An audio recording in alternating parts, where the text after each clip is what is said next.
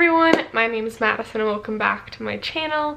In today's video we're going to be talking about some tips, tricks, and advice that I think you need to know before your first week of school.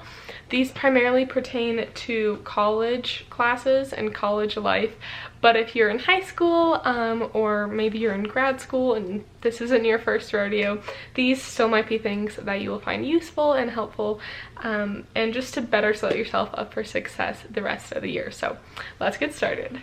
First things first, if you have time, now I understand you may be watching this video in the middle of your first week of class, but if you have time and if possible, find all of your classrooms before school starts or before you have that class.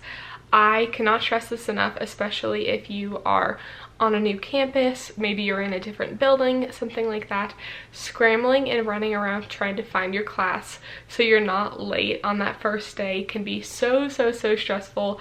I remember I remember my first semester at CU, I had a class in this little house kind of on campus but kind of off campus, like across the street from main campus, in a basement of literally a house, like a really old house, like full kitchen, bedroom, everything. Like I literally think we were like in the basement bedroom or something like that is where class was, because there's a little bathroom connected to the room.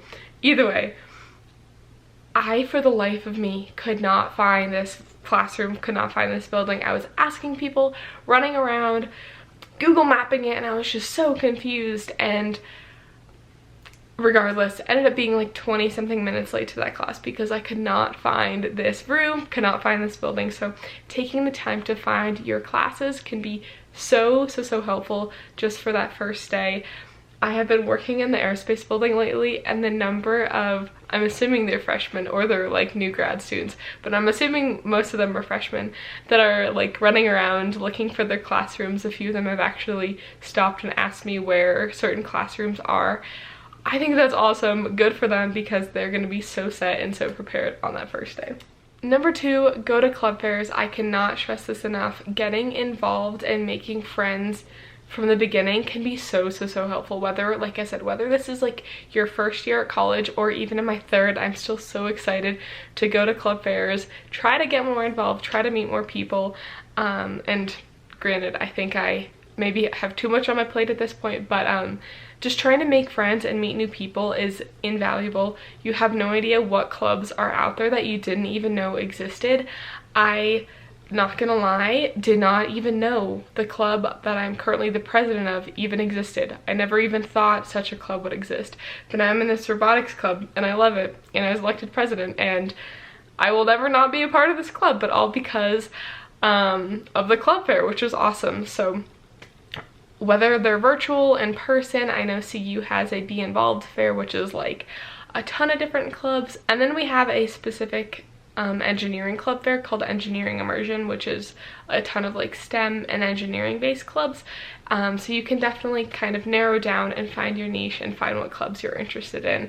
Like I said, this is a great way to meet some friends, get involved, and also just can be a really great thing to put on your resume, help you get jobs in the future. And I really think that me being involved in so many clubs did help me get my current lab position, just because I had made an effort to learn so many different things, and all these clubs taught me different, CAD programs, softwares, things like that. So that can be really useful too.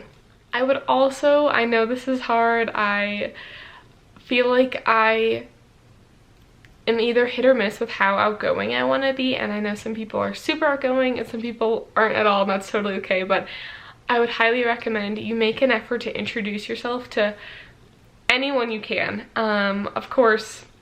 Of course, take this with a grain of salt, I guess. I am never walking around like, hi, I'm Madison, to like 100 people in a day. But if you're on the elevator and you make eye contact, maybe just strike up a conversation about their backpack or their clothes, or in like the line at the dining hall, something like that. Introducing yourself and making connections will be so helpful. I cannot tell you how many people I am like friends with now, or just acquaintances that I met on the elevator, met walking to class, something like that, and I got their Snapchat, and now it's that kind of connection where we might not be best friends, but it still is somebody that if I need somebody to sit next to in a class, I know them well enough, or I at least am halfway comfortable sitting there. But this could be such a great way, like I just said, to make yourself feel a little bit less lonely, just because the more people you get to know, the more comfortable you'll get with striking up conversations, and you never know which person's gonna turn into your best friend. Going off of that, I cannot stress this enough. Invite people to lunch or dinner, breakfast, whatever it is. Odds are that your roommate is not your best friend, especially like freshman year, I mean, when you are probably randomly assigned to somebody in the dorms. There's a very good chance that they're not going to be like your best friend for life. So make an effort to get to know these people, get to know other people, and lunch can be such a great way to make that connection, make that bond. Everybody, their first year living in the residence halls, is going to have a campus meal plan, so why not share a meal with them? Go get ice cream, something like that. Like I said, this is a great way to just meet some people, open up a little bit, and you never know where it will go. I also really want to stress this. I think studying and study habits are so important, and your college campus is probably huge.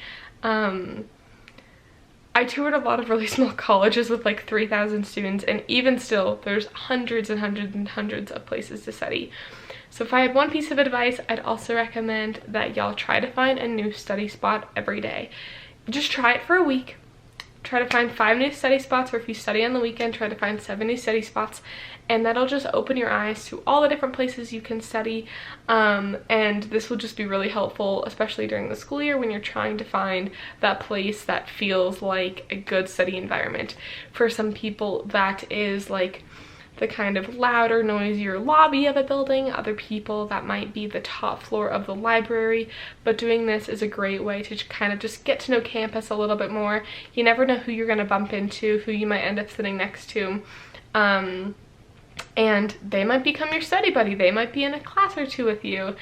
I personally found that my first week of school, I tried to find a new spot to study every single day. I sat outside one day, I went to a coffee shop another day, went to a library, and then all in all, the engineering center at CU, I fell in love with. I think so many kids like studying there. There's this kind of hustle and bustle about it that makes it not feel like a silent library where you're like scared to take a bite of food, but at the same time it's not so loud and obnoxious that you can't focus. And there's so many people there, so like hundreds and hundreds of seats and little cozy chairs, and tables and booths and things like that that you can sit in, and there are just so many people there. It just like, what's the word, gives off this vibe that you need to be studying there, like that if you're gonna sit there, you're gonna be productive, and I love it. There's also 2 coffee shops in there that are really affordable. You could bring a mug and just pay for a tea packet for 25 cents, and they'd give you free hot water, so I'd get 25-cent tea like every single day. But either way, like I said, this is a great way to meet new people. Just find the space that really makes you comfortable and that you feel like you can be productive before midterms hit. I would also recommend you do your best to stay organized and on top of things. I know how easy it is to get caught up in the college life, and just, you know, you're out until 2 a.m, you're waking up at 11 in the morning,